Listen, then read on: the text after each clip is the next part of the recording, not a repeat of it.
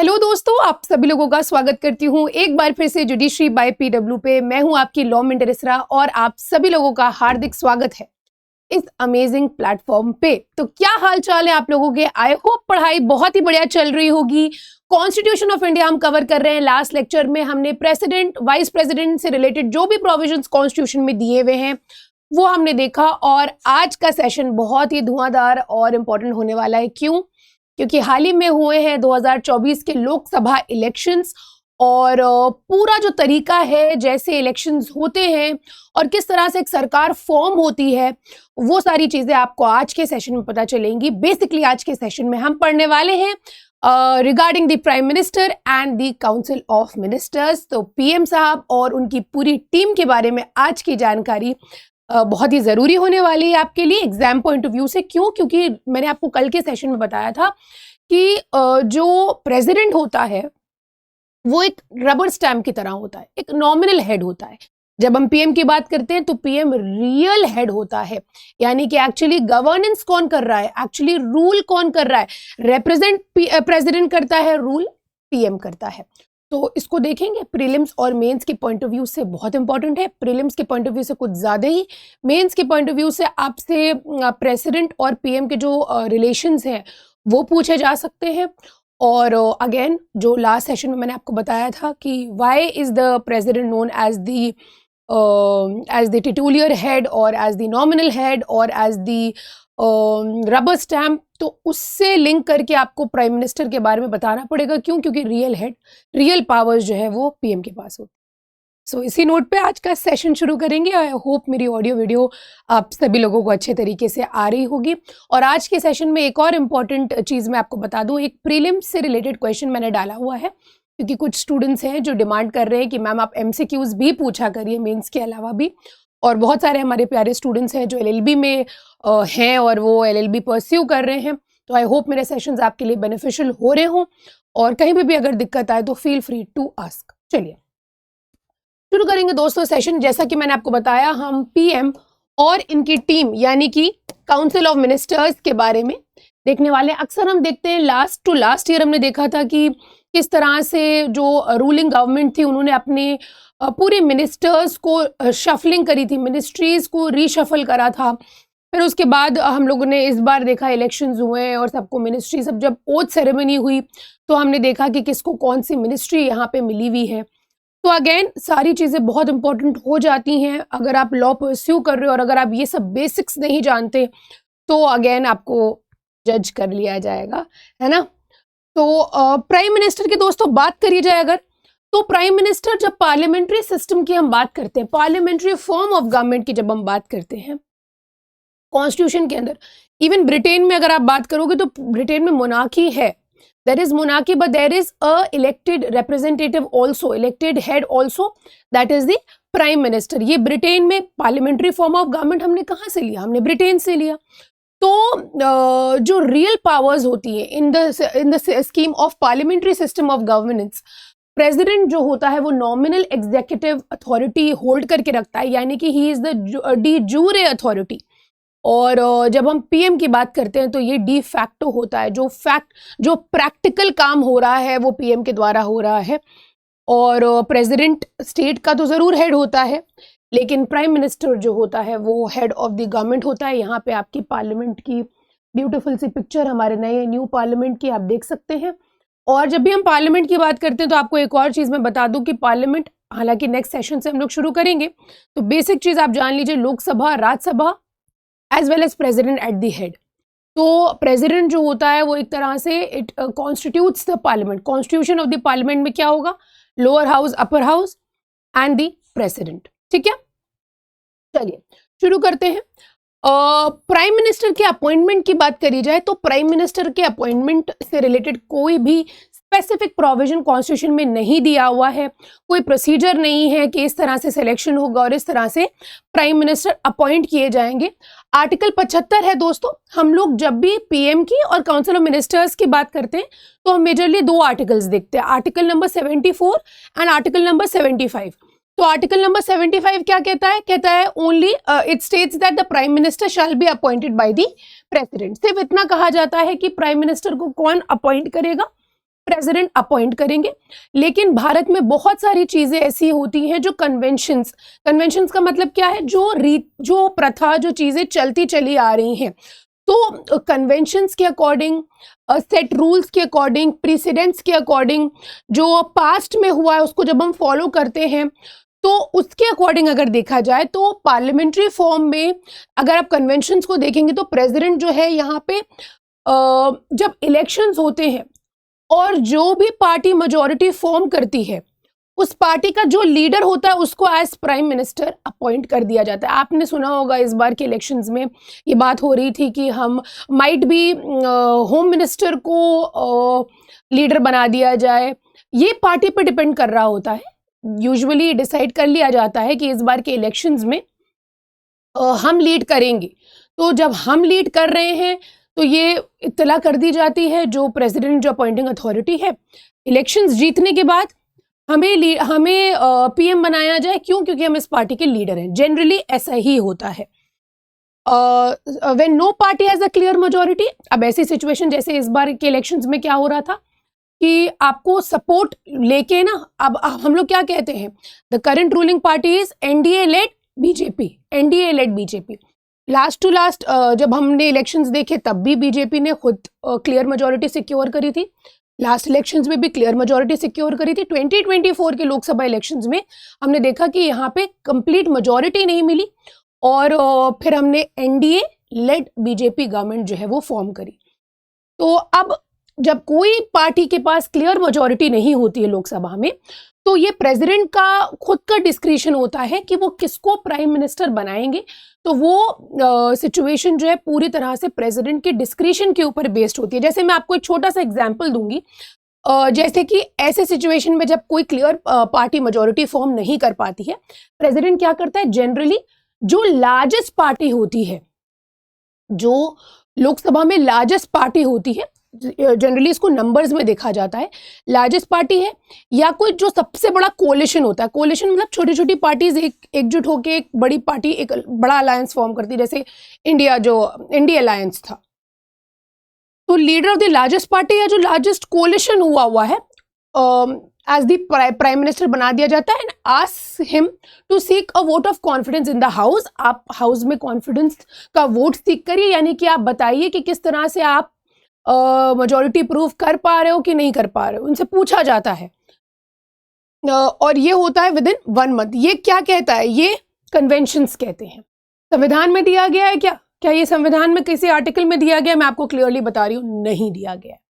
ठीक है, तो ये होता है। अब जैसे एक और सिचुएशन होती है जब दोस्तों प्रेसिडेंट अपना डिस्क्रिशन एक्सरसाइज करते हैं प्राइम मिनिस्टर के सिलेक्शन में और प्राइम मिनिस्टर के अपॉइंटमेंट में। जैसे कि आप देखेंगे, अगर प्राइम मिनिस्टर जो है वो उनकी डेथ हो जाती है, सडनली डेथ हो जाती है और कोई भी ऑब्वियस सक्सेसर नहीं है कि कौन उनकी जो भी ड्यूटीज हैं उनको, उनके सारे फंक्शंस को एक्सरसाइज करेगा, तो ऐसे में प्रेसिडेंट के पास अगेन पावर आ जाती है। और ऐसा हुआ था 1984 में जब इंदिरा गांधी की डेथ हो जाती है, जब इनका असैसिनेशन हो जाता है। ठीक है, चलिए आगे आ जाइए। अब जब हम प्राइम मिनिस्टर की बात करते हैं तो बहुत ज़्यादा इंपॉर्टेंट हो जाता है जानना कि भाई ओथ कौन एडमिनिस्टर कराता है और सैलरी क्या होती है। तो ये सारी चीज़ें हमें कॉन्स्टिट्यूशन में ही मिलती हैं। प्रेसिडेंट दोस्तों ओथ एडमिनिस्टर कराता है पीएम को, और ओथ 2 होती हैं, ऑफिस की, oath of office and oath of secrecy. तो ओथ आप देख सकते हैं, to bear true faith and allegiance to the constitution, to uphold the sovereignty and integrity of India, to faithfully and conscientiously discharge the duties of his office, to do right to all manner of people in accordance with the constitution. और साथ ही prime minister यहाँ पे swear करते हैं, शपथ लेते हैं कि वो डायरेक्टली या इनडायरेक्टली कम्युनिकेट नहीं करेंगे किसी भी पर्सन को कोई भी ऐसा मैटर जो उनके कंसिडरेशन में आता है या उनको पता चलता है as union minister, except as may be required for the due discharge of his duties as such minister. यानी कि अगर कोई ऐसा बहुत ही इंपॉर्टेंट कॉन्फिडेंशियल इंफॉर्मेशन है जो आपको सिर्फ इसीलिए पता चला है क्योंकि आप मिनिस्टर हैं, तो आप आपकी ये भी शपथ होगी कि आप उसको किसी और को नहीं बताएंगे। इसी को कहते हैं office of the oath of secrecy. आप सीक्रेसी मेंटेन रहेंगे जो ऑफिशियल कॉन्फिडेंशियल चीज़ें उन मामलों में। लेकिन अगर आपकी ड्यूटीज़ आपको अलाउ करती हैं, आपकी ड्यूटी के थ्रू आपको वो रिवील करना ज़रूरी है, तब आप कर सकते हैं। चलिए, ये तो बात हो गई दोस्तों ओथ की। हम प्राइम मिनिस्टर के टर्म की बात करते हैं अगर, तो प्राइम मिनिस्टर का टर्म जो है, जैसे हमने प्रेसिडेंट का टर्म देखा लास्ट क्लास में, हमने प्रेसिडेंट का टर्म देखा 5 इयर्स का टर्म है। लेकिन पीएम के टर्म की बात करी जाए तो ये फिक्स नहीं होता है। ये पीएम साहब जो होते हैं ये ऑफिस होल्ड करते हैं until the pleasure of the president. अब ये प्लेजर ऑफ द प्रेसिडेंट क्या है, इसको हम डिटेल में आगे के सेशंस में देखने वाले हैं।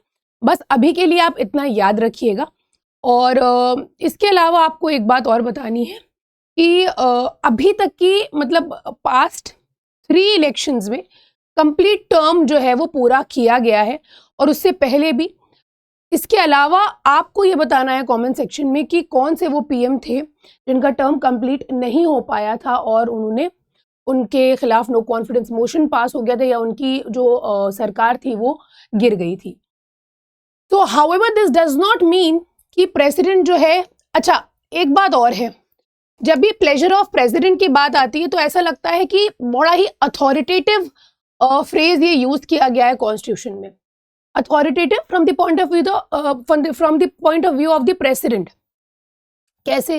प्लेजर ऑफ द प्रेसिडेंट मतलब मेरी मनमानी के हिसाब से, मेरे प्लेजर पे, मेरी मर्जी जब तक रहेगी तब तक आप पीएम रहेंगे। क्या ये सच बात है? नहीं, ऐसा सच नहीं है। क्यों? क्योंकि इसका मतलब ये नहीं होता है कि प्रेसिडेंट जब चाहे उनको डिसमिस कर सकते हैं। जब तक कि लोकसभा में आपकी मेजॉरिटी है, जब तक कि लोकसभा में पीएम की, उनकी पूरी सरकार की मेजॉरिटी है, तब तक कि उनको डिसमिस नहीं किया जा सकता।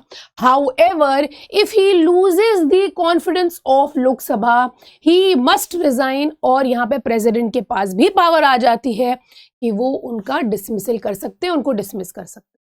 बात समझ आई? अब पीएम की जो भी सैलरीज हैं, जो भी अलाउंसेस हैं, वो पार्लियामेंट डिटरमाइन करते हैं फ्रॉम टाइम टू टाइम, और उनको सैलरी और अलाउंसेस जो हैं वो मिलते हैं जो कि एक मेंबर ऑफ पार्लियामेंट को मिलते हैं। तो टर्म फिक्स है नहीं दोस्तों। प्लेजर ऑफ द प्रेसिडेंट का मतलब ये भी नहीं होता है कि प्रेसिडेंट चाहे अरे तुम आज से पीएम नहीं हो, नहीं, ये नहीं कर सकते आप। जब तक कि उसकी सरकार का कॉन्फिडेंस है लोकसभा में, तब तक कि आप उनको हिला नहीं सकते। लेकिन हाँ, अगर कॉन्फिडेंस ही लूज कर गए, ministry falls to the ground, the government falls to the ground, तब प्रेसिडेंट के पास पावर आ जाती है कि उनका डिसमिसल हो सकता है, पीएम रिजाइन कर। ठीक है, चलिए अब यहाँ पे दोस्तों हम लोग बात कर लेते हैं प्राइम मिनिस्टर के पावर्स की और फंक्शंस की। बहुत इंपॉर्टेंट है। काउंसिल ऑफ मिनिस्टर्स के रिलेशन में कुछ पावर्स और फंक्शंस हैं, प्रेसिडेंट के रिलेशन में, पार्लियामेंट के रिलेशन में, और इनके अदर जनरल पावर्स और फंक्शंस हैं। सबसे पहले दोस्तों हम लोग बात करने वाले हैं काउंसिल ऑफ मिनिस्टर्स के रिलेशन में इनके क्या पावर्स होती हैं और क्या फंक्शंस होती हैं। जैसे सबसे पहले जो प्राइम मिनिस्टर है वो रेकमेंड करता है प्रेसिडेंट को, प्राइम मिनिस्टर रेकमेंड करता है किसको? प्रेसिडेंट को, कि किनको हम मिनिस्टर बनाएंगे, किनको हम वो डिपार्टमेंट्स और वो पोर्टफोलियोज हमें देने हैं। फिर उन्हीं को उठा के प्रेसिडेंट अपॉइंट कर देते हैं। प्रेसिडेंट कैन अपॉइंट, देखिएगा शब्द देखिएगा, only the president can appoint only those persons as ministers who are recommended by the prime minister. तो हम लोगों ने दो चीजें देखी। हम लोगों ने जब अपॉइंटमेंट के बारे में बात करी जाए तो प्राइम मिनिस्टर को अपॉइंट किया जाता है प्रेसिडेंट के द्वारा। प्रेसिडेंट उस मामले में भी बात है कि भाई किसकी सरकार को वोट मिले उसी की लीडर को हम बनाएंगे। कुछ मामलों में उनके पास पावर आ जाती है, डिस्क्रिशनरी पावर। और जब हम बात करते हैं अदर मिनिस्टर्स की, तो वहां पे प्रेसिडेंट बाध्य होता है उस पर्सन को अपॉइंट करने के लिए जिसका नाम पीएम ने बताया है। ये एलोकेट करते हैं और रीशफल करते हैं वेरियस पोर्टफोलियोज। ये हमने पास्ट में भी देखा है, हुआ है, कई बार हुआ है। मिनिस्ट्रीज के जो पोर्टफोलियोज होते हैं वो हम चेंज कर सकते हैं, उसको कहते हैं रीशफलिंग। अब एक बात आपको बता दें कि ये पोर्टफोलियोज क्या होते हैं। जैसे कि फॉर एग्जाम्पल मान के चलिए फाइनेंस की बात करी जाए, या होम मिनिस्ट्री की बात करी जाए, या डिफेंस की बात करी जाए, या एजुकेशन की बात करी जाए, एक्सटर्नल अफेयर्स की बात करी जाए, तो हर एक पर्टिकुलर पर्सन को एक एक मिनिस्ट्री दी हुई है।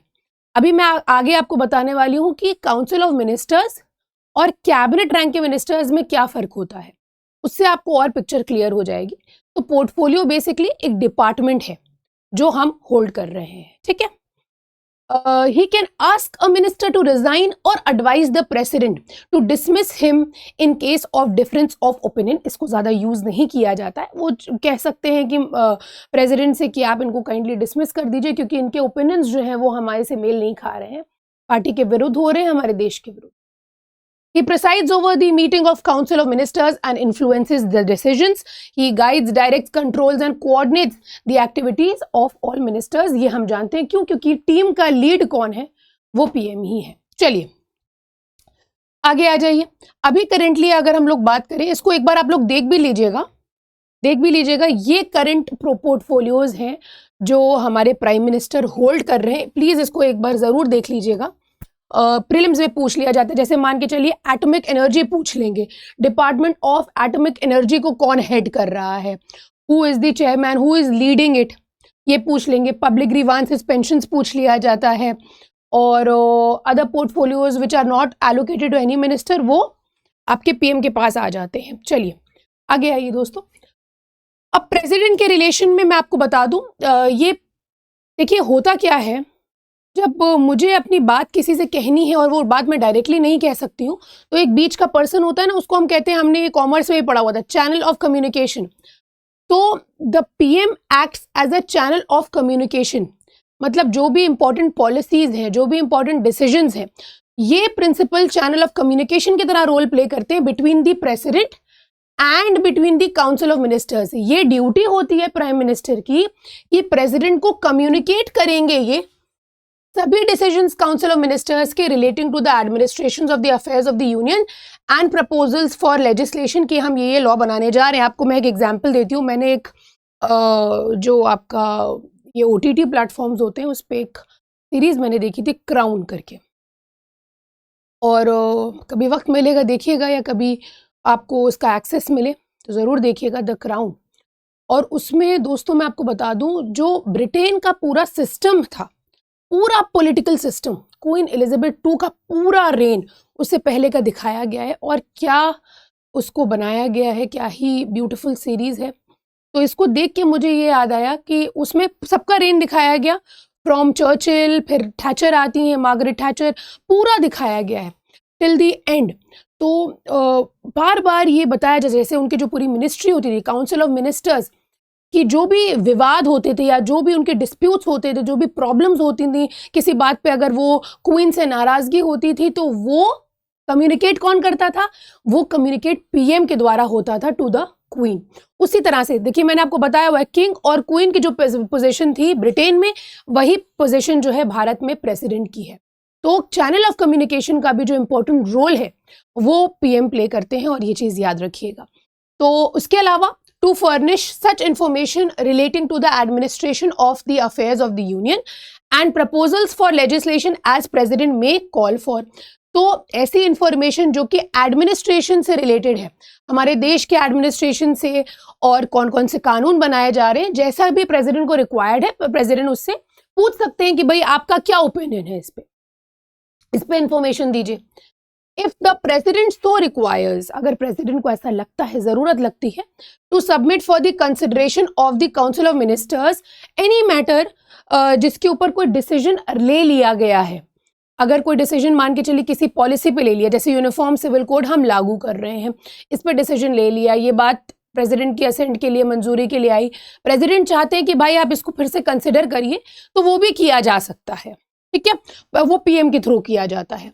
He advises the president with regard to the appointment and of important officials, Attorney General, CAG, chairman members of UPSC, election commissioners, chairman members of finance commissions, and so on. He advises the president with regard to the appointment of important officials.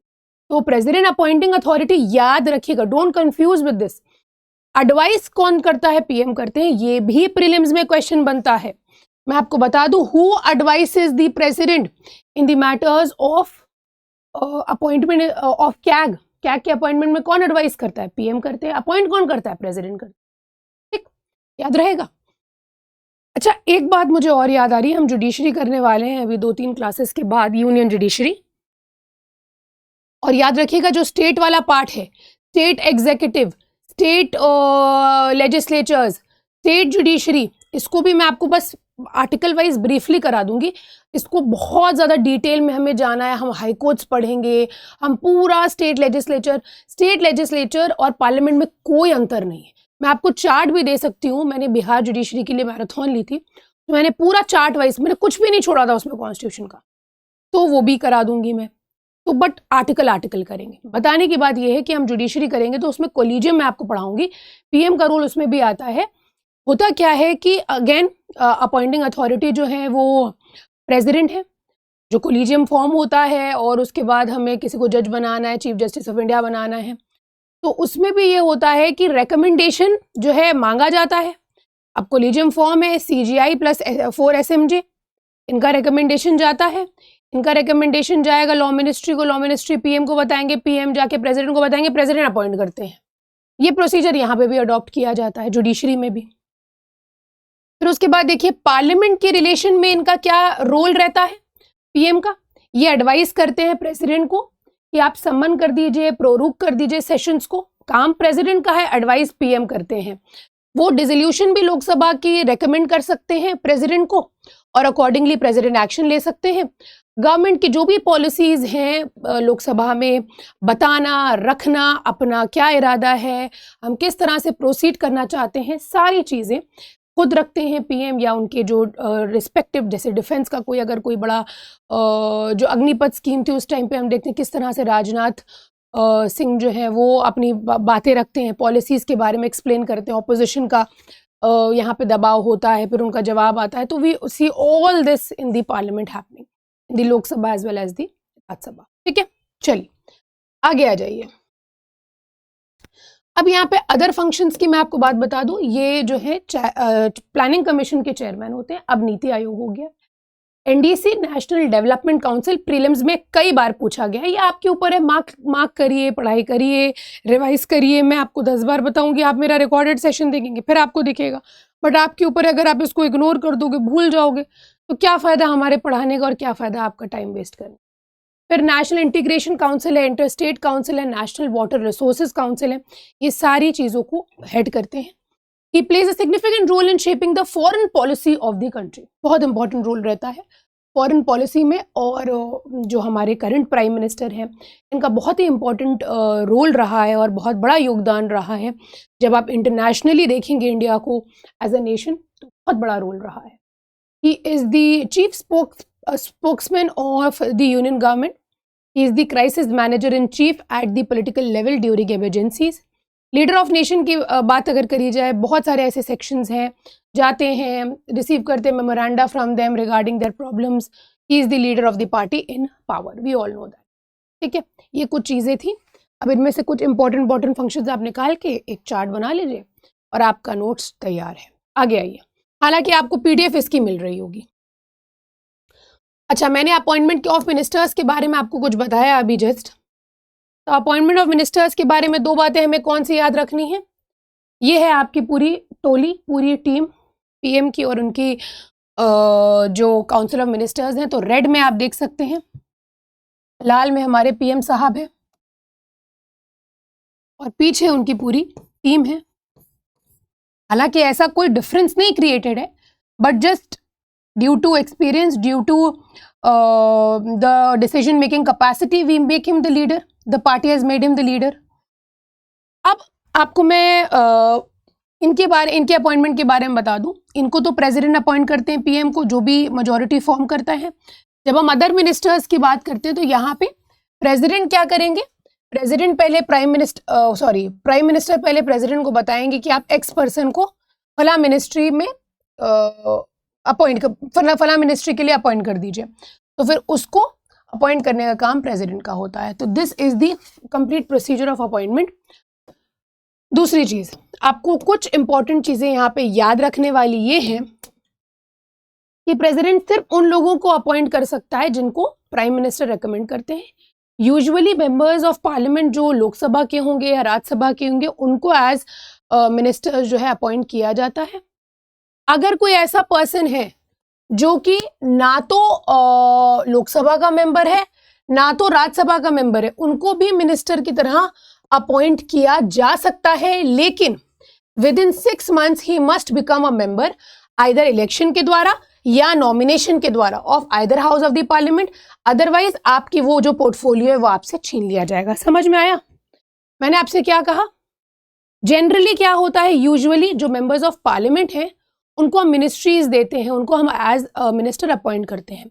But for example मैं minister नहीं हूं, तो या तो election के through या तो nomination के थ्रू मैं 6 महीने के अंदर अंदर मेंबर बन जाऊं, अगर मुझे पीएम और प्रेसिडेंट ने कोई मिनिस्ट्री कोई पोर्टफोलियो दिया है। अगर मान के चलिए जनवरी में हमें पोर्टफोलियो दिया गया, जून तक की मैं मेंबर नहीं बन पाई, तो फिर वो मिनिस्ट्री मुझसे ले ली जाएगी। ये संविधान कहता है, ठीक है। इसको मैं बताऊंगी आपको। A minister who is a member of one house of the parliament, अगर कोई मिनिस्टर है जो एक लोकसभा हो चाहे राज्यसभा हो उसका मेंबर है, उसके पास अधिकार होता है बोलने का और पार्टिसिपेट करने का प्रोसीडिंग्स में of the other house also, लेकिन वो वोट सिर्फ उस हाउस में दे सकता है जिसका वो मेंबर होगा।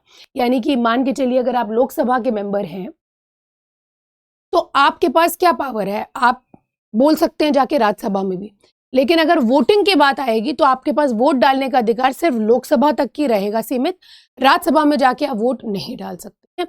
ये संविधान में दिया गया। आगे आइए, ये कुछ चीजें आपको याद रखनी है। अब दोस्तों हम लोग बात करने वाले हैं एक बहुत ही इंपॉर्टेंट थ्योरी की, और वो है द थ्योरी और the principal of collective responsibility. तो कलेक्टिव रिस्पॉन्सिबिलिटी का ये प्रिंसिपल क्यों एग्जिस्ट कर रहा है, कहाँ से आया, मैं आपको बताती हूँ। देखिए, कलेक्टिव रिस्पॉन्सिबिलिटी का बस बेसिक सा मतलब ये होता है कि जैसे हम आप हैं, हम सब जाते हैं वोट डालने के लिए, ठीक है। वोट डाल के हम एक अपना प्रतिनिधि चुनते हैं, फिर उसके बाद वो जाते हैं लोकसभा में हमारे बिहाफ पे इम्पॉर्टेंट पॉलिसीज़ को लेके आना, नई नई स्कीमों को लेके आना, हमारे अकॉर्डिंग ही पॉलिसीज़ लाई जाएंगी, नए लॉज लाए जाएंगे। तो बेसिकली जो इलेक्शंस के अंदर हम वोट डालते हैं जाके, और अगर वो सरकार जिसको हमने फॉर्म किया है, जिसने मेजॉरिटी हासिल करी है, मेजॉरिटी ऑफ द वोट्स हासिल करे हैं, वो अगर सही डायरेक्शन में नहीं है, तो ऐसी सिचुएशन में प्रिंसिपल ऑफ कलेक्टिव रिस्पॉन्सिबिलिटी निकल के आती है। कहने का मतलब ये है कि आप एज अ इलेक्टेड गवर्नमेंट क्या कर रहे हो, इसकी जवाबदेही आपको लोकसभा में देनी पड़ेगी। बात समझ आई? हमने आपको वोट दिया है, हमने आपको लीडर बनाया है, आप क्या पॉलिसीज लेके आ रहे हो, आपकी क्या स्कीमें, क्या डिसीजंस हो रहे हैं, ये आपको ऐसा नहीं कि हमने आपको फ्री कर दिया, आपसे पूछा जाएगा।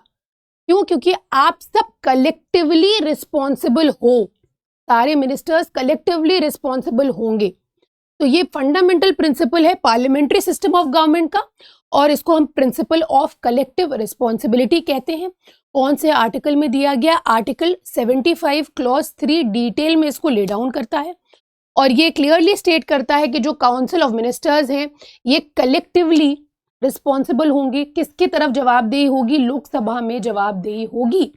जॉइंट रिस्पॉन्सिबिलिटी होती है to the Lok Sabha for all their act. अब देखिए, when the Lok Sabha passes a no confidence motion, अगर लोकसभा में आपके खिलाफ नो कॉन्फिडेंस मोशन पास हो गया against the council of ministers, सभी मिनिस्टर्स पास हो गया, ऐसा नहीं कि खाली रेजोल्यूशन इंट्रोड्यूस हुआ है, मोशन इंट्रोड्यूस हुआ है, पास हो गया, पूरा प्रोसीजर कंप्लीट हो गया है, तो यहाँ पे सभी मिनिस्टर्स को, ऐसा नहीं है कि डिफेंस से रिलेटेड इशू था या होम मिनिस्ट्री से रिलेटेड इशू था या एक्सटर्नल अफेयर्स मिनिस्ट्री से रिलेटेड इशू था तो सिर्फ एक्सटर्नल अफेयर्स मिनिस्टर ही रिजाइन करेंगे, नहीं, all the ministers have to resign including those ministers who are from the Rajya Sabha. सबको यहाँ पे रिजाइन करना पड़ेगा। इसी का मतलब होता है प्रिंसिपल ऑफ कलेक्टिव रिस्पॉन्सिबिलिटी। इसको और ज्यादा डिटेल में समझने के लिए सपोर्ट और डिसएग्रीमेंट देखिए। सपोर्ट के मामले में ये हर मिनिस्टर की ड्यूटी होती है कि जो भी कैबिनेट है, जो भी मिनिस्ट्री है, उसके डिसीजंस को सपोर्ट करेंगे, उनके डिसीजंस को अबाइड करेंगे, यानी कि मानेंगे दिल से। विद इन दी पार्लियामेंट और आउटसाइड भी। ऐसा नहीं है कि पार्लियामेंट में कह रहे हैं हाँ हाँ बहुत बड़ी और बाहर जाके मीडिया को कुछ और बयान दे रहे हैं, आप नहीं कर सकते। डिसएग्रीमेंट की अगर बात होती है, अगर कोई भी मिनिस्टर डिसएग्री करता है कि भाई ये मेरी सरकार का डिसीजन ठीक नहीं है, अटपटा रहा है, ठीक नहीं लग रहा है, और वो अगर प्रिपेयर्ड नहीं है उसको डिफेंड करने के लिए कि हम जाके इस पॉलिसी के बारे में क्या जवाब दे देंगे, क्या जवाब करेंगे, क्या जवाब देंगे अगर हमसे मीडिया पूछेगी, लोग पूछेंगे, तो भाई इससे अच्छा है आप कुछ और बात बोल दें या कुछ गलत बोल दें, इससे बेटर है कि आप रिजाइन कर जाए। बहुत सारे ऐसे मिनिस्टर्स हैं जिन्होंने पास्ट में रिजाइन किया है क्योंकि इलेक्टेड थे वो या नॉमिनेटेड थे, बट उनके डिफरेंसेस थे कैबिनेट से। जैसे कि 1953 में क्या हुआ था, हिंदू कोड बिल से रिलेटेड कुछ डिफरेंस ऑफ ओपिनियन था डॉक्टर बी.आर. अम्बेडकर का, उन्होंने रिसाइन कर दिया था। 1986 में protection of rights on divorce act से रिलेटेड आपका जो है आरिफ मोहम्मद ने रिजाइन कर दिया था। तो ये एग्जाम्पल्स हैं। ऐसा होता है कि आप बाहर जाके कुछ और बोलें और आपके पास जवाब दे ही ना हो, फिर आपको जज किया जाए, तो इससे बेटर है कि आप रिजाइन कर दो, ये ऑप्शन आपके पास। ठीक है, चलिए आगे आ जाइए दोस्तों। अब कलेक्टिव रिस्पॉन्सिबिलिटी के लिए आपके नोट्स में आप इन चीज़ों को शामिल ज़रूर कर लीजिएगा, क्योंकि अगर कुछ ज़्यादा डिटेल में या थोड़ा फिलोसफिकल क्वेश्चन पूछ लिया जाए तो जब भी हम लोकसभा की बात करते हैं, कलेक्टिव रिस्पॉन्सिबिलिटी मिनिस्टर्स का, उनकी अकाउंटेबिलिटी, आपकी जवाबदेही, भाई आपकी जिम्मेदारी है to the house and its members. Ministers are collectively responsible अपने डिसीजंस के लिए, अपने एक्शंस के लिए। जैसे कि होता क्या है, कैसे हम यूज़ कैसे करते हैं इसको, जैसे क्वेश्चन आवर होता है, तो क्वेश्चन आवर के टाइम पे लोकसभा में मेंबर्स यहाँ पे उनके पास अपॉर्चुनिटी होती है कि वो मिनिस्टर्स से क्वेश्चंस पूछ सकते हैं कि आपकी मिनिस्ट्री में क्या चल रहा है। मिनिस्टर्स यहाँ पे एक्यूरेट और टाइमली इंफॉर्मेशन देंगे, और जो भी क्वेश्चंस उनसे पूछे जा रहे हैं या किसी स्कीम के बारे में पूछा जा रहा है, फॉर एग्जांपल आयुष्मान भारत में क्या हुआ, और आपके जो वाली स्कीम है PM जन धन योजना में क्या हुआ, इस सारी चीज़ों के बारे में आपको इन्फॉर्मेशन देना पड़ेगा और आपकी अकाउंटेबिलिटी होगी। Ministerial statements, ministers may make statements in Lok Sabha on important matters, और गवर्नमेंट पॉलिसीज पे उन्होंने स्टेटमेंट किया कि हमारी ये पॉलिसी आ रही है, बहुत ही बढ़िया, किस तरह से बेनिफिट होगा। जैसे फॉर एग्जांपल फाइनेंस मिनिस्टर ने अभी रिसेंटली पॉपकॉर्न के ऊपर बोल दिया। फाइनेंस मिनिस्टर ने रिसेंटली अभी जो प्रॉफिट होता है ऑन सेलिंग अ कार, उनके ऊपर बात करी, जो एक्सक्लूसिवली डीलर्स से रिलेटेड है। तो इंपॉर्टेंट मैटर्स और गवर्नमेंट पॉलिसीज पे मान के चलिए आपने कोई स्टेटमेंट किया, the statements allow members to seek clarifications. आप बताइए, आप जवाब दीजिए, कंसर्न्स रेज होते हैं, और hold the minister accountable for that decisions. आपने ये फैसला क्यों किया।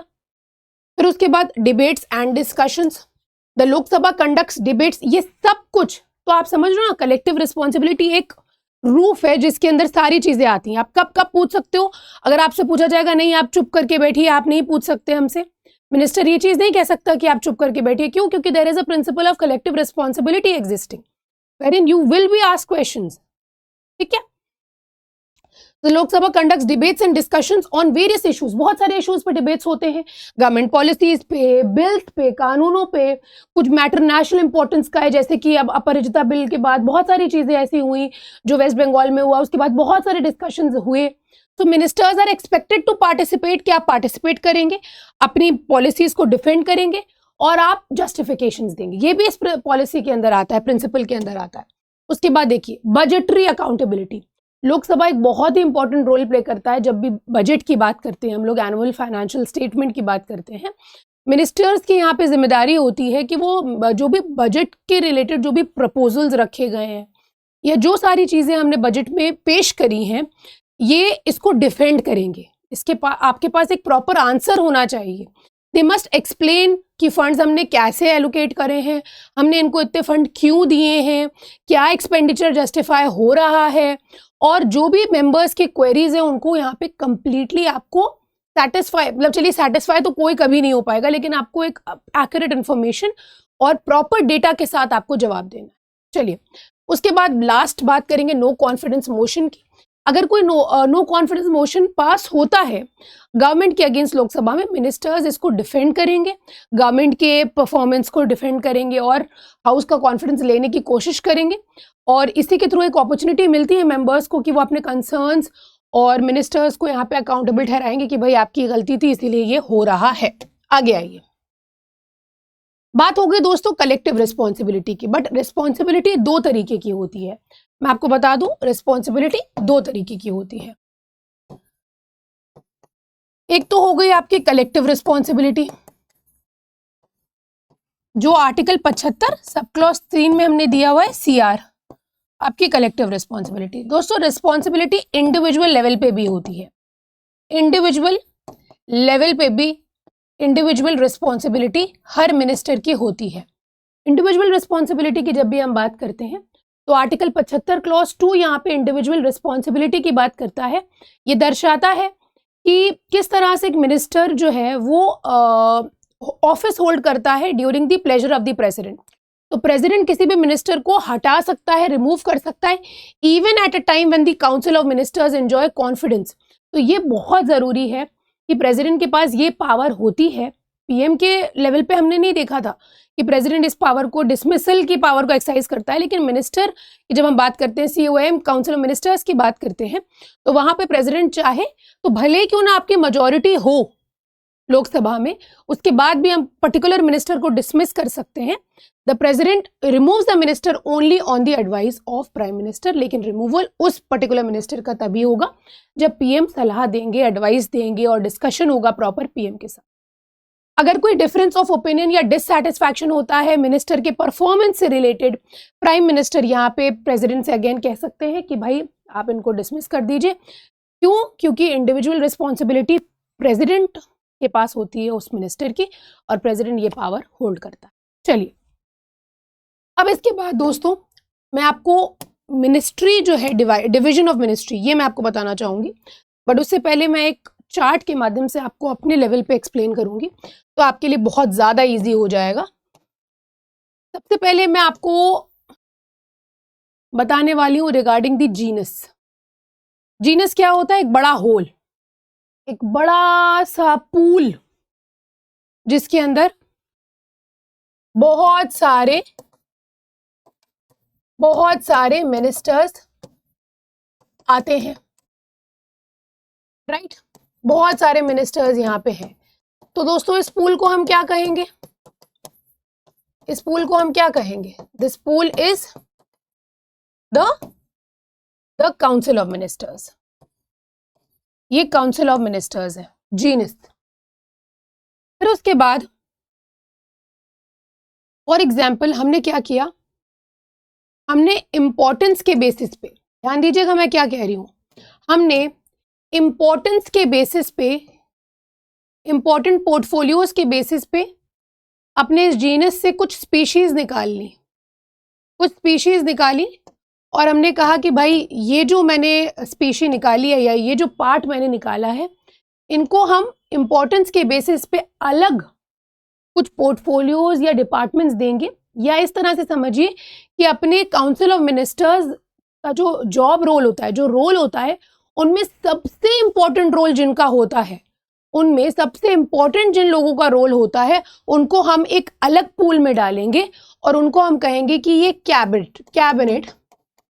कैबिनेट रैंक के मिनिस्टर्स हैं। ऐसा कोई डिवीजन स्पेसिफिकली कहीं मेंशन नहीं है, बट इसी तरह से हम समझते हैं कि काउंसिल ऑफ मिनिस्टर्स, मतलब एक तरह से आप ये कहेंगे कि काउंसिल ऑफ मिनिस्टर्स का एक पार्ट है कैबिनेट मिनिस्टर्स। उन्हीं काउंसिल ऑफ मिनिस्टर्स में हम कैबिनेट मिनिस्टर्स निकालते हैं, उन्हीं में से हम निकालते हैं। फिर कुछ अदर मिनिस्टर्स होते हैं जैसे कि आपके डिप्यूटी मिनिस्टर्स और मिनिस्टर्स ऑफ स्टेट्स, बट इसमें हमें इतना ज़्यादा डिटेल में नहीं जाना है, बस हमें इतना जानना है कि काउंसिल ऑफ मिनिस्टर्स कौन होते हैं, और इसी के अंदर जो लीडर होता है वो होता है आपका प्राइम मिनिस्टर। अब आपके लिए मेरा सवाल ये है कि ये कैबिनेट शब्द जो है आपको संविधान में कितनी बार देखने को मिलता है कि नहीं मिलता है, और अगर मिलता है तो कहाँ पे मिलता है? ये कैबिनेट शब्द कितनी बार है यूज्ड है भी या नहीं है, और अगर है तो कहाँ पे यूज्ड है, कौन से उस आर्टिकल में मेंशन्ड है, वो बताइएगा और उसको नीचे कमेंट सेक्शन में बताइएगा। तो council of ministers further divide होता है 3 कैटेगरीज में।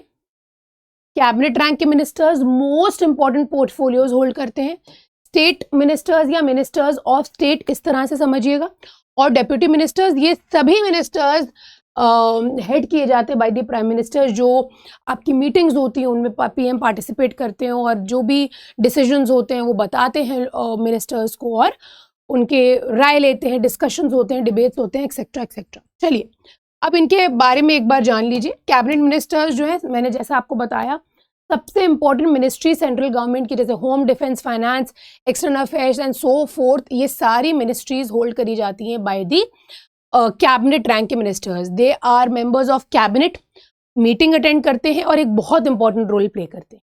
मिनिस्टर्स ऑफ स्टेट की बात करी जाए तो इनको या तो मिनिस्ट्री का इंडिपेंडेंट चार्ज, या मान के चलिए कोई मिनिस्ट्री उठा के इनको दे दी जाती है, या इनको कैबिनेट मिनिस्ट्रीज के साथ अटैच कर दिया जाता है, कैबिनेट मिनिस्टर्स के साथ अटैच कर दिया जाता है। अब मिनिस्टर्स ऑफ स्टेट जो है पूरी तरह से सुपरविजन और गाइडेंस में रहते हैं, और कैबिनेट मिनिस्टर्स जो है पूरा रिस्पॉन्सिबिलिटी इनके ऊपर चार्ज रखते हैं, और पूरी ड्यूटीज असाइन करना, फंक्शंस कैसे करना है, सारी चीज़ें कैबिनेट मिनिस्टर्स के पास पावर होती है इनको गाइडेंस देने की। फिर उसके बाद डेप्यूटी मिनिस्टर्स, इनको कोई भी इंडिपेंडेंट चार्ज या मिनिस्ट्री नहीं मिलती है, ये कैबिनेट मिनिस्टर्स से ही अटैच होते हैं या मिनिस्टर्स ऑफ स्टेट से ही अटैच होते हैं, और उनको असिस्टेंस देने में इनका काम होता है, एडमिनिस्ट्रेटिव, पॉलिटिकल और पार्लियामेंट्री ड्यूटीज, बट ये कोई भी कैबिनेट मीटिंग में पार्टिसिपेट नहीं करते हैं। दे do not participate in any cabinet meetings, ठीक है, कोई भी कैबिनेट मीटिंग्स में मतलब अटेंड नहीं करते हैं। चलिए आगे आइए। अब इसके बाद आपको एक चार्ट मिलेगा, आप बताइएगा, तो ये चार्ट मैं आपको अभी करा देती हूँ, है ना, बहुत इंपॉर्टेंट है क्योंकि ये डिफरेंस जो होता है दोनों में पूछा जाता है। जैसे काउंसिल ऑफ मिनिस्टर्स जो है ये एक वाइड बॉडी होती है जिसमें 60 से 70 लोग होते हैं, लेकिन कैबिनेट की बात करी जाती है तो ये लिमिटेड होता है। 3 कैटेगरीज के मिनिस्टर्स होते हैं, मैंने आपको बता दिया। कैबिनेट में एक ही कैटेगरी है जो कि काउंसिल ऑफ मिनिस्टर्स से ही निकलते हैं, पार्ट होते हैं, these are part of council of ministers. They do not meet as a body to transact government business, उनका कोई कलेक्टिव फंक्शन ऐसे नहीं होते हैं। ये जो कैबिनेट रैंक के मिनिस्टर्स होते हैं ये अक्सर मिलते हैं, इनकी वीकली जो है डेलिब्रेशंस के लिए, डिसीजंस के लिए इनकी मीटिंग्स होती हैं गवर्नमेंट बिजनेस के लिए, इसीलिए इनके कलेक्टिव फंक्शंस होते हैं। काउंसिल ऑफ मिनिस्टर्स एक बहुत ही बड़ी बॉडी है, तो वो काउंसिल ऑफ मिनिस्टर्स की 60-70 लोगों की मीटिंग हो ये पॉसिबल नहीं है। अक्सर ऐसा होता है कि कैबिनेट रैंक के मिनिस्टर्स मीटिंग्स कंडक्ट करते हैं। आगे आ जाइए। It is vested with all powers but in theory council of ministers, practice में आपके जो powers of council of ministers की हैं वो जो है वो कैबिनेट के द्वारा करी जाती हैं। Its functions are determined by the cabinet. It directs the Council of Ministers by taking policy decisions which are binding on all ministers. It implements the decisions taken by the cabinet. कौन? Council of Ministers implement करता है, ये supervise करता है, collectively responsible to the lower house. It enforces the collective responsibility of the Council of Ministers to the lower house of the Parliament. एक तरह से collective responsibility enforce कराने का, भाई इनकी जिम्मेदारी ना ग्राउंड लेवल पे ये काम कर रहे हैं, हर एक मिनिस्ट्री हर एक पोर्टफोलियो को ये होल्ड करके रख रहे हैं, तो ग्राउंड लेवल पे ये है। इन्हीं की वजह से कलेक्टिव रिस्पॉन्सिबिलिटी का प्रिंसिपल जो है वो हम मतलब एक तरह से प्रूव कर पा रहे हैं, है ना। चलिए आगे आ जाइए। बस बाकी 1-2 पॉइंट्स और हैं, ये आप देख लीजिएगा। और जो मिनिस्टर्स हैं, मिनिस्टर्स की भी ओथ और इनकी सैलरी जो है वो भी सिमिलर प्रोविजंस अभी मैं आपको बता दूंगी, not much of a difference. Cabinet का रोल देख लीजिए दोस्तों, ये हाईएस्ट डिसीजन मेकिंग बॉडी है, सेंट्रल गवर्नमेंट की पॉलिसी फॉर्मुलेटिंग बॉडी है, supreme executive authority central government की है, चीफ कोऑर्डिनेटर है, एडवाइजरी बॉडी है to the president and its advice is binding on him, chief crisis manager है, सारे major legislative और फाइनेंशियल मैटर्स को डील करती है, और हायर अपॉइंटमेंट्स और constitutional authority, senior secretariat, administrators, इनका अपॉइंटमेंट का भी रोल यहाँ पे कैबिनेट को हम देते हैं। बस अब हम लोग कॉन्स्टिट्यूशनल प्रोविजंस पे आ जाएंगे दोस्तों। तो आर्टिकल 74 क्या कहता है? आर्टिकल 74 में आपको बता दूं 2 बार अमेंडमेंट हुए हैं। एक हुआ है 42nd अमेंडमेंट एक्ट से सब्स्टिट्यूशन, जो 3rd पॉइंट आप देख रहे हैं 42nd अमेंडमेंट एक्ट से, और नंबर 4 44th अमेंडमेंट एक्ट से ये हमने एडिशन किया, प्रोवाइजो ऐड किया। तो council of ministers to aid and advise the president, very very important article, prelims mains सारे पॉइंट ऑफ व्यू से. So there shall be a council of ministers with the prime minister at the head. Why? To aid and advise the president, who shall, in the exercise of his functions, act in accordance with such advice which is given by the council of ministers, which is headed by the prime minister. ठीक है. अब इसके अंदर जो 42nd amendment act था ना, वो जो मैंडेटरी आपको दिख रहा है ना, who shall in the exercise of his functions act in accordance with such advice. तो बहुत ज़्यादा एक रिस्ट्रिक्शन आ गया प्रेसिडेंट के ऊपर और बहुत ज़्यादा पावर नहीं बच रही थी, पावरलेस हो रहा था एकदम से प्रेसिडेंट जो है. अगर कोई असेंट के लिए कोई बिल आया है, कोई कानून आया है जहाँ पे असेंट देना है, कोई पॉलिसी पे अपनी मंजूरी देनी है, तो प्रेसिडेंट बहुत ज़्यादा बाध्य हो रहा था. फिर उसके बाद 44th अमेंडमेंट एक्ट से बहुत विवाद हुआ इस आर्टिकल पे. और एक इवेंट भी है, डॉक्टर APJ अब्दुल कलाम का एक इवेंट है जिनके पास एक बिल आया था, कोई पॉलिसी आई थी जहाँ पे उनको नहीं ठीक लग रहा था, तो उन्होंने भेज दिया वापस कि ये मुझे ठीक नहीं लग रहा है, आप इसको कंसिडर कर लीजिए. नहीं माना, सेम पूरा वैसे ही वापस उनको भेज दिया गया. फिर उन्होंने रिकन्सिडरेशन के लिए भेजा कि आप एक बार देख लीजिए, इसको रिकन्सिडर कर लीजिए. लेकिन अब की जब आया तो उनको अपना असेंट देना पड़ा. तो 44th अमेंडमेंट एक्ट से हमने प्रोवाइजो ऐड करा. प्रोवाइजो ऐड करके हमने थोड़ा सा रूम दिया प्रेसिडेंट को. क्या रूम दिया? Provided that the president may require the council of ministers. Council of ministers को प्रेसिडेंट ये कह सकता है कि भाई ये क्या बोल रहे हो आप, ये कैसी एडवाइस दे रहे हो आप, ये कौन सी पॉलिसी पे आप असेंट देने के लिए कह रहे हो, कौन से बिल को आप असेंट देने के लिए कह रहे हो, उस पर तो पूरे देश में विवाद हो जाएगा. अभी तक की प्रोवाइजो से पहले आपके पास ये पावर नहीं थी प्रेसिडेंट के पास. रिकंसिडर कर लीजिए सच advice either generally or otherwise, and the president shall act in accordance with the advice tendered after the reconsideration. मान के चलिए उन्होंने वापस भेज दिया, तो अब की जो आएगा, चाहे चेंज के साथ आए चाहे विदाउट चेंज आए, प्रेसिडेंट ने भेजा कि भाई आपने गलत, अब ये ठीक पॉलिसी नहीं है आपकी, बट उन्होंने चेंज नहीं किया, बिना चेंज करके भेज दिया, तो भी प्रेसिडेंट को अपना मंजूरी, अपना अप्रूवल देना पड़ेगा. क्यों? क्योंकि प्रोवाइजो कहता है आप रिकंसिडर, आपकी जिम्मेदारी थी, आपने रिकंसिडरेशन के लिए भेज दिया इस एडवाइस को.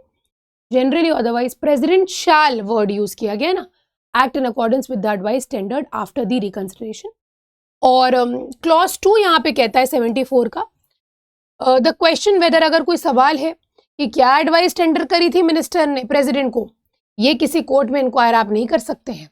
भाई मैं मिनिस्टर हूँ, मैंने प्रेसिडेंट से कौन सी पॉलिसी पे बात करने के लिए, असेंट देने के लिए बोला है, ये क्वेश्चन आप नहीं उठा सकते. ठीक है, ये क्वेश्चन किसी भी कोर्ट में आप नहीं उठा सकते, ये पावर जो है आपको नहीं दी गई. चलिए आगे आ जाइए. Article 75, one of the most important articles. 6 clause को एज इट इज आपको फिंगर टिप में मैं याद करा दूंगी. सबसे पहले तो अपॉइंटमेंट के बारे में दिया गया है, ठीक है, जो कि मैं आपको बता चुकी हूँ. Number 1 appointment, prime minister president appoint करेगा, अदर मिनिस्टर्स प्रेसिडेंट अपॉइंट करेंगे, एडवाइस PM की होगी. फिर उसके बाद इसमें 2 क्लॉजेज हैं जो 1A है, 1B है. 1A 91st constitutional amendment act से ऐड किया गया था. और दोस्तों मुझे भी याद नहीं है कि इसको प्रीलिम्स में कितनी बार पूछा गया है. The total number of ministers, including the prime minister in the council of ministers, shall not exceed 15% of the total members of the House of People. अब आप लोकसभा के जो मेंबर्स हैं 543 मेंबर्स हैं, तो इनके 15% मेंबर्स जो हैं, जो आपका निकलेगा नंबर, उससे ज़्यादा काउंसिल ऑफ मिनिस्टर्स की स्ट्रेंथ एक्सीड नहीं होनी चाहिए. आप बताओगे मेरे 100 मेंबर्स हैं, 200 250 मेरे काउंसिल ऑफ मिनिस्टर्स हैं. नहीं, किसी भी मेजॉरिटी पार्टी के साथ ऐसा नहीं अलाउ किया जाए. Total number of ministers including the prime minister council of ministers में 15% एक्सीड नहीं करेगा लोकसभा की पूरी स्ट्रेंथ के अकॉर्डिंग. फिर देखिए 1B, यहां पे कहता है डिस्क्वालिफिकेशन के बारे में. A member of either house of the parliament belonging to any political party who is disqualified to be a member of that house under para 2 of 10 जो आपके डिस्क्वालिफिकेशन से रिलेटेड है, ठीक है।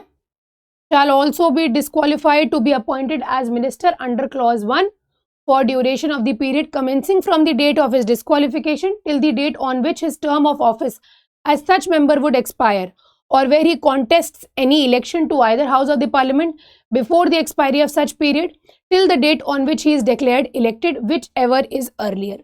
क्या बोला गया है, जो आपके एंटी डिफेक्शन लॉज हैं उनके पैरा 2 में अगर किसी को डिस्क्वालीफाई किया गया है टू बी अ मिनिस्टर, अब यहाँ पे ड्यूरेशन की बात करी गई है, for a duration of the period commencing from the, कब से शुरू हो रहा है, from the date of his disqualification till the date on which his term of office as such member would expire, या फिर अगर वो कोई इलेक्शन कॉन्टेस्ट करता है either house of the parliament before the expiry of such period, उस particular period के expire होने से पहले, till the date on which he is declared elected, election तक की।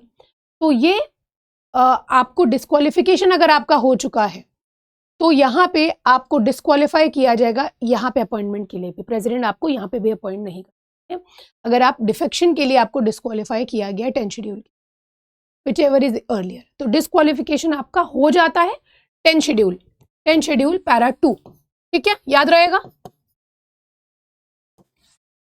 सेकेंड क्लॉज पे आइए, the minister shell hold office during the pleasure of the president. Minister, सारे मिनिस्टर्स पीएम भी इसके अंदर आते हैं, ठीक है, तो प्लेजर ऑफ प्रेसिडेंट पीओपी लिख लीजिए।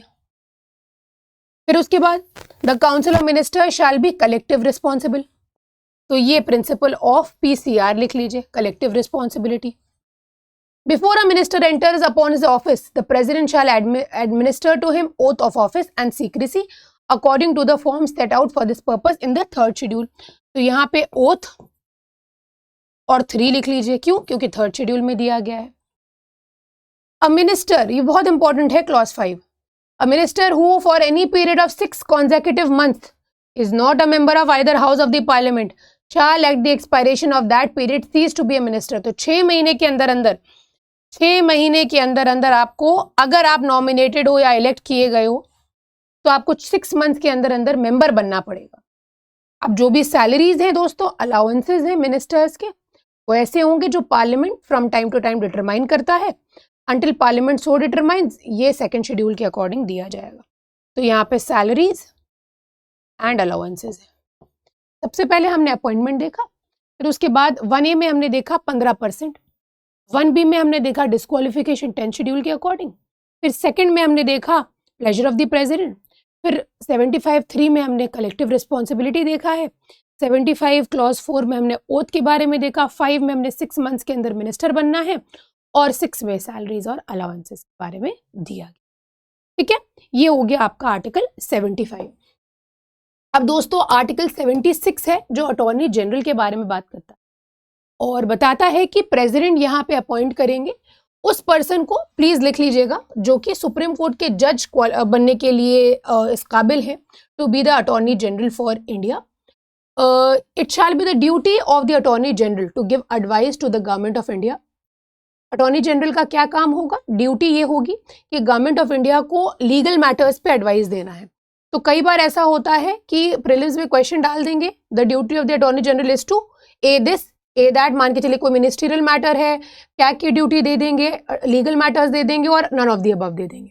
तो लीगल मैटर्स पे और अदर ड्यूटीज जो लीगल कैरेक्टर की हैं वो अटॉर्नी जनरल का काम है, and to discharge functions conferred on him by this constitution और एनी अदर लॉ। तो संविधान के अकॉर्डिंग या किसी अन्य लॉ के अकॉर्डिंग अटॉर्नी जनरल को जो ड्यूटीज दी हैं वो उनको करनी है।